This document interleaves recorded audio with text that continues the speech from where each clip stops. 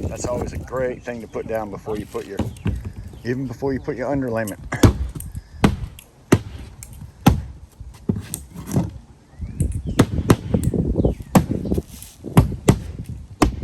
Beautiful, I like it. Then you put your pipe boot on top of that, it's not gonna leak, especially with your synthetic felt over the top of that. So that's just an extra protection around a pipe boot. They always leak.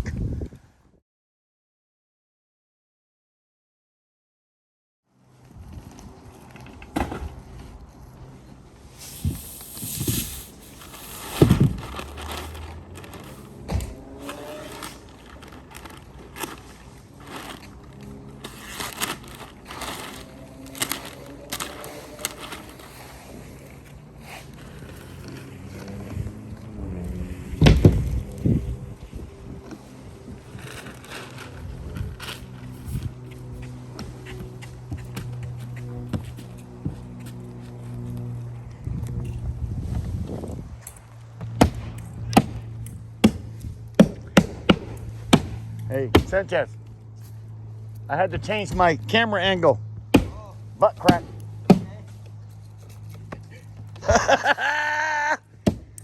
Blur it out.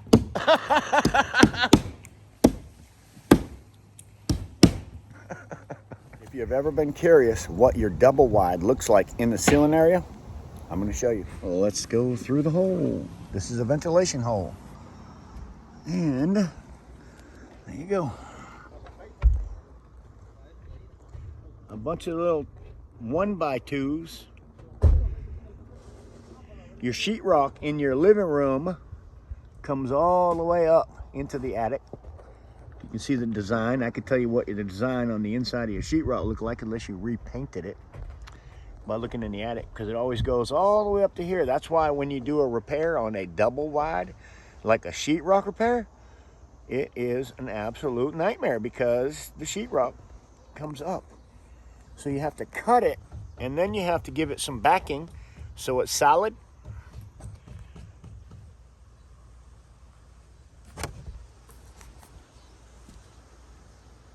Just so you can rehang sheetrock. So that's basically what it looks like. Not much in here, guys. There's really not much in here. Now, I'd like to show you what your ridge looks like and why mobile homes are not supposed to have Ridgevent on them. I'm telling you, mobile homes, when they come from the manufacturer, they do not have Ridgevent. From back in the day, I don't know what they do today. I think they put mostly metal roofs on them. Back in the day, let me show you how they do it. Okay, so we had a layer of paper, felt paper, some of the crappiest stuff you can ever imagine. That's what they use on, here it is, crappy stuff. It's not even, I don't know what that is, but I don't really call it felt paper. This is what you want to have on your roof, not that garbage. If that garbage is on there, there is no protection if something happens to your shingle, and therefore, as you've seen in the earlier pictures, holes all over the place from leaks, excuse the airplane. The worst part about a double wide is when they make these things, do you know what they hold that ridge together with? I'm going to tell you what they hold that ridge together with. See how wide that is? Yes. Could it be vented with Ridgevent? Yep, you could put some Ridgevent on there, but the pitch is so low. I don't trust Ridgevent on a low pitch roof in a high wind area, and we live in the 120 mile an hour wind zone because we are east of I-95, southeast Southport, North Carolina area. Okay, so we have high winds, and the beach is that way about a mile. So they run felt paper, the garbage stuff, and then they run their shingles over here, and actually they just dump them into there, literally. Sometimes they'll go across, but most of the time the shingle will come up here and just dump in here, and this one will come up here and dump in here, and then they do something over the top of that, and I'll tell you what that is here in a minute. But see the big old gap? Well, that's because this house is two houses that are put together. So if somebody comes in your double wide and they put Ridgevent on it, it's most likely not made for it, and I would never let them allow to do that. They use a heavy 90-pound felt in mobile home places that build these things, a nice heavy 90-pound. We use the better, upgraded peel and seal type of stuff. Peel and stick, peel and seal, you call there's many names for it. Getting back to the ridge, that big ass gap, excuse my English, that's up here. Well, what they do is, after they run, we are going to, after we run our shingles over, and then these shingles over to close this hole in, the next step will be, where is that stuff? Right there is a roll of 10 by whatever length I need. I have several rolls, flashing, and I'm going to roll that flashing after I get my shingles on all the way from one end of this place to the other, and then we're going to put our traditional shingle caps on there.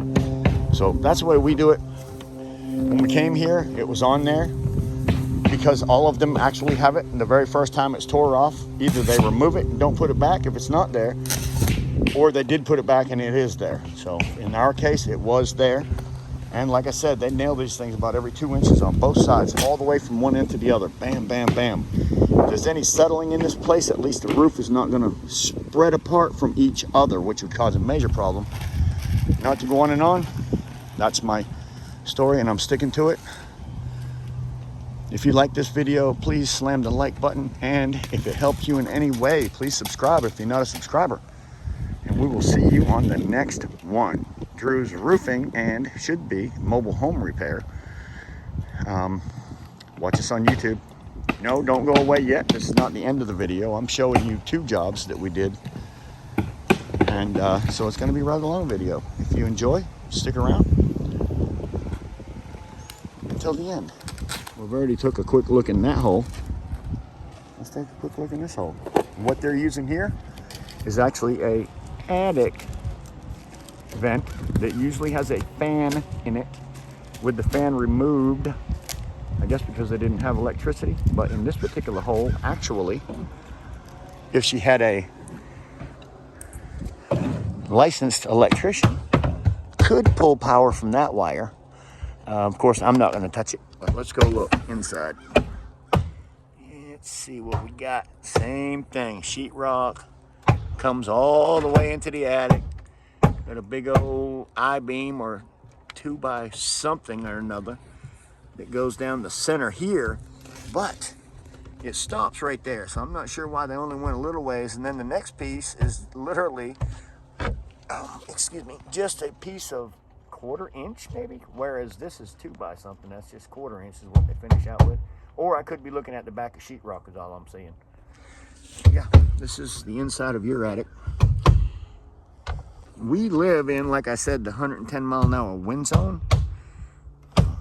This place, I'm going to tell you, is very minimally, and I do mean minimally, insulated. This insulation is probably, at best, 3 inches deep at the deepest point. So I'm thinking R11, maybe, whereas it should be R19 minimal. So they did a crappy job on this insulation, whoever this manufacturer is, and I do not know who it is. I do not know. Anyway, that's it. Hope you enjoyed. See you on the next one. The first thing that covers the ridge opening is your synthetic felt paper. Next will be 2 layers of shingles, metal and caps. Another thing that I would like to mention about possibly your roofer, felt paper or synthetic, this is felt, is made to go on top of your drip edge and not under it. So that means the bottom edge of the drip edge goes on first, and then the felt paper. Then you come back after that and you put on your side pieces, which go on top of the felt paper. Okay, so if your roofer's doing it any different than that, you need to ask him why. And away we go. Another thing, if your roofer is not putting shingles on this pyramid look If they're going straight up and down with these particular shingles, fire them quickly. These shingles are made for this pattern and no other.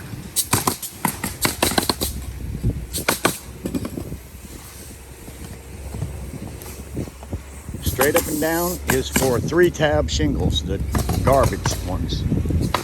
This is the proper way for an architectural shingle. All right, on and on. I'm headed to the dump. They're gonna work on shingles. I'll be back.